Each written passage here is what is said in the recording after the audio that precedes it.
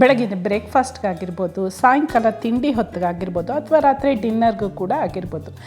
ಈ ತಿಂಡಿನ ತಿನ್ಬೋದು. ತುಂಬ ರುಚಿಯಾಗಿರುತ್ತೆ, ಮಾಡೋದು ತುಂಬ ಸುಲಭ.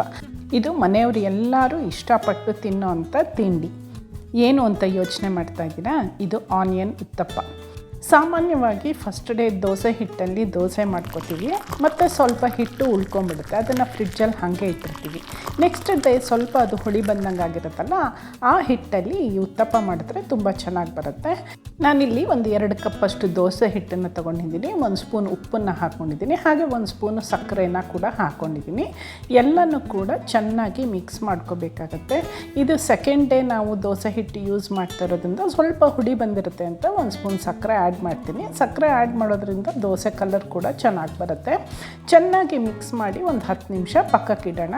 ಈಗ ಇದಕ್ಕೆ ನಾನು ಉತ್ತಪ್ಪ ಮಾಡೋಕ್ಕೆ ಈರುಳ್ಳಿ ಮತ್ತು ಕ್ಯಾರೆಟು, ಕೊತ್ತಂಬರಿ ಸೊಪ್ಪು, ಹಸಿಮೆಣಸಿನ್ಕಾಯನ್ನು ತೊಗೊಂಡಿದ್ದೀನಿ. ಎಲ್ಲ ತರಕಾರಿನೂ ಸಣ್ಣದಾಗಿ ಹೆಚ್ಕೊಂಡು ತುರ್ಕೊಂಡು ಮಿಕ್ಸ್ ಮಾಡೋದ್ರಿಂದ ತುಂಬ ಚೆನ್ನಾಗಿ ಬರುತ್ತೆ. ಫಸ್ಟು ಕ್ಯಾರೆಟನ್ನು ಸಿಪ್ಪೆ ತೆಗೆದು ಈ ತುರಿಯೋ ಮಣೇಲಿ ಸಣ್ಣದಾಗಿ ನಾನು ಕ್ಯಾರೆಟನ್ನು ತುರ್ಕೋತಾ ಇದ್ದೀನಿ. ಇದನ್ನು ಒಂದು ಪಕ್ಕಕ್ಕೆ ಇಟ್ಕೊಂಡು ಜೊತೆಗೆ ಈಗ ನಾನು ಸ್ವಲ್ಪ ಕೊತ್ತಂಬರಿ ಸೊಪ್ಪನ್ನು ತೊಗೊಂಡಿದ್ದೀನಿ. ಕೊತ್ತಂಬರಿ ಸೊಪ್ಪು ನೀವು ಸ್ವಲ್ಪ ಜಾಸ್ತಿ ಹಾಕಿದ್ರೂ ಕೂಡ ಚೆನ್ನಾಗಿರುತ್ತೆ, ಒಳ್ಳೆ ಫ್ಲೇವರ್ ಕೂಡ ಬರುತ್ತೆ. ಅಷ್ಟೇ ಅಲ್ದಿರ ನೀವು ಬೇಕಾದ್ರೆ ಇದಕ್ಕೆ ಬೇರೆ ತರಕಾರಿನೂ ಕೂಡ ಆ್ಯಡ್ ಮಾಡ್ಬೋದು. ಕ್ಯಾಪ್ಸಿಕಮ್ನು ಕೂಡ ಸಣ್ಣದಾಗಿ ಹೆಚ್ಚಿ ಹಾಕ್ಕೋಬೋದು, ಬೀಟ್ರೂಟ್ ತುರಿನೂ ಕೂಡ ಸಣ್ಣದಾಗಿ ಹೆಚ್ಚಿ ಅಥವಾ ತುರ್ಕೊಂಡು ಹಾಕ್ಕೋಬೋದು. ಮೆಂತ್ಯದ ಸೊಪ್ಪನ್ನು ಕೂಡ ಸಣ್ಣದಾಗಿ ಹೆಚ್ಚಿ ಇದಕ್ಕೆ ಆ್ಯಡ್ ಮಾಡ್ಬೋದು. ಸ್ವಲ್ಪ ಏನಾದರೂ ವೇರಿಯೇಷನ್ ಬೇಕು ಅನ್ನೋರು ಕಡಲೆಕಾಯಿ ಬೀಜನ ಹುರಿದು ಸಿಪ್ಪೆ ತೆಗೆದು ಅದನ್ನು ಪುಡಿ ಮಾಡಿ ಹಾಕ್ಕೋಬೋದು. ಎಳ್ಳನ್ನು ಕೂಡ ಹುರಿದು ಪುಡಿ ಮಾಡಿ ಹಾಕ್ಕೋಬೋದು. ಈ ನಾವು ತರಕಾರಿ ಮಿಕ್ಸ್ಚರ್ ಏನು ಮಾಡ್ಕೋತೀವಲ್ಲ, ಎಲ್ಲ ಮಿಕ್ಸ್ ಮಾಡ್ತೀವಲ್ಲ, ಅದಕ್ಕೆ ಆ ಪೌಡರ್ನ ಆ್ಯಡ್ ಮಾಡಿದ್ರೆ ಚೆನ್ನಾಗಿರುತ್ತೆ. ಈಗ ನಾನಿಲ್ಲಿ ಈರುಳ್ಳಿನ ಕಟ್ ಮಾಡ್ಕೊಂಡಿದ್ದೀನಿ, ದಪ್ಪ ಕ್ಯೂಬ್ಸಾಗಿ ಕಟ್ ಮಾಡಿ. ನಾನು ಈ ವೆಜಿಟೇಬಲ್ ಚಾಪರ್ ಏನಿದೆ ಇದರೊಳಗಡೆ ಈರುಳ್ಳಿನ ಹಾಕ್ಕೊಂಡು, ಹಾಗೆ ಖಾರಕ್ಕೆ ತಕ್ಕಂತೆ ಎಷ್ಟು ಬೇಕೋ ಅಷ್ಟು ಹಸಿಮೆಣಸಿನ್ಕಾಯಿನ ಕೂಡ ಹಾಕ್ಕೋಬೋದು. ಇಲ್ಲ ನೀವು ಚಿಲ್ಲಿ ಫ್ಲೇಕ್ಸ್ನು ಬೇಕಾದ್ರೆ ಇದಕ್ಕೆ ಆ್ಯಡ್ ಮಾಡ್ಕೋಬೋದು. ಈಗ ನಾನು ಚಾಪರಲ್ಲಿ ಹಾಕಿ ಇದನ್ನು ಎಷ್ಟು ಸಣ್ಣಗಾಗುತ್ತೋ ಅಷ್ಟು ಸಣ್ಣಗೆ ನಾನು ಈರುಳ್ಳಿನ ಹೆಚ್ಕೋತೀನಿ. ನಾವು ಕೈಯಲ್ಲಿ ಹೆಚ್ಚಿದ್ರೆ ಈರುಳ್ಳಿ ಅಷ್ಟು ಸಣ್ಣದಾಗಿ ಬರಲ್ಲ, ಹಾಗಾಗಿ ನಾನು ಈ ವೆಜಿಟೇಬಲ್ ಚಾಪರ್ನ ಯೂಸ್ ಮಾಡ್ತಾಯಿದ್ದೀನಿ. ಇದರಲ್ಲಿ ತುಂಬಾ ಸಣ್ಣದಾಗಿ ನಾವು ಈರುಳ್ಳಿನ ಹೆಚ್ಕೋಬೋದು. ಜೊತೆಗೆ ಹಸಿಮೆಣಸಿನ್ಕಾಯಿ ಕೂಡ ಇದ್ರ ಜೊತೆಗೆ ಚೆನ್ನಾಗಿ ಬ್ಲೆಂಡ್ ಆಗುತ್ತೆ. ಇದನ್ನೆಲ್ಲ ಒಂದು ಬೌಲ್ಗೆ ಟ್ರಾನ್ಸ್ಫರ್ ಮಾಡ್ಕೊತಾ ಇದ್ದೀನಿ. ನೋಡಿ ಎಷ್ಟು ಸಣ್ಣದಾಗಿ ಈರುಳ್ಳಿ ಕಟ್ ಆಗಿದೆ.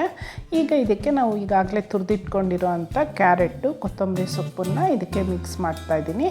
ಇದು ಚೆನ್ನಾಗಿ ಎಲ್ಲ ಹೊಂದ್ಕೊಳ್ಳೋ ಹಾಗೆ ಒಂದು 3 ರಿಂದ 4 ನಿಮಿಷ ಚೆನ್ನಾಗಿ ಮಿಕ್ಸ್ ಮಾಡಿ, ಬೇಕಿದ್ದರೆ ಸ್ವಲ್ಪ ಸಾಲ್ಟನ್ನ ಹಾಕೋಬೋದು. ನಾನು ಈಗಾಗಲೇ ದೋಸೆ ಹಿಟ್ಟಿಗೆ ಸಾಲ್ಟ್ ಹಾಕಿರೋದ್ರಿಂದ ನಾನು ಇದಕ್ಕೆ ಹಾಕ್ತಾಯಿಲ್ಲ. ಮತ್ತು ಕಡಲೆಕಾಯಿ ಬೀಜ, ಎಳ್ಳು ಬೇಕಾದ್ರೆ ಈ ಹಂತದಲ್ಲಿ ಮಿಕ್ಸ್ ಮಾಡಿ ಇಟ್ಕೋಬೋದು. ಈಗ ಒಲೆನ ಹಚ್ಚಿ ನಾನು ಒಲೆ ಮೇಲೆ ಒಂದು ತವಾನ ಇಟ್ಟು, ತವಕ್ಕೆ ನಾನೀಗ ಒಂದು 3 ರಿಂದ 4 ಡ್ರಾಪಷ್ಟು ಎಣ್ಣೆಯನ್ನು ಹಾಕ್ತಾಯಿದ್ದೀನಿ. ಹಾಗೆ ಒಂದು ಟಿಶ್ಯೂ ಪೇಪರು ಅಥವಾ ಒಂದು ಬಿಳಿ ಬಟ್ಟೆಯಿಂದ ಈ ರೀತಿ ತವಾನ ಗ್ರೀಸ್ ಮಾಡಿಕೊಂಡ್ರೆ ದೋಸೆ ತುಂಬ ಚೆನ್ನಾಗಿ ಎದ್ದೇಳುತ್ತೆ. ತವ ಸ್ವಲ್ಪ ಬಿಸಿ ಆದಮೇಲೆ ಈಗ ನಾನು 2 ಸೌಟ್ನಷ್ಟು ದೋಸೆ ಹಿಟ್ಟನ್ನು ತವದ ಮೇಲೆ ಹಾಕ್ತಾಯಿದ್ದೀನಿ. ದೋಸೆ ಹಿಟ್ಟು ಸ್ವಲ್ಪ ಗಟ್ಟಿಯಾಗಿರಬೇಕು, ತುಂಬ ನೀರಾಗಿದ್ದರೆ ಅದು ಫ್ಲೋಟ್ ಆಗಿಬಿಡುತ್ತೆ. ನೋಡಿ, ಹಿಂಗೆ ಹಾಕಿದ ತಕ್ಷಣ ಅದು ತವದ ಮೇಲೆ ಕೂತ್ಕೊಳ್ಳೋ ಕನ್ಸಿಸ್ಟೆನ್ಸಿಲಿ ಇರಬೇಕು.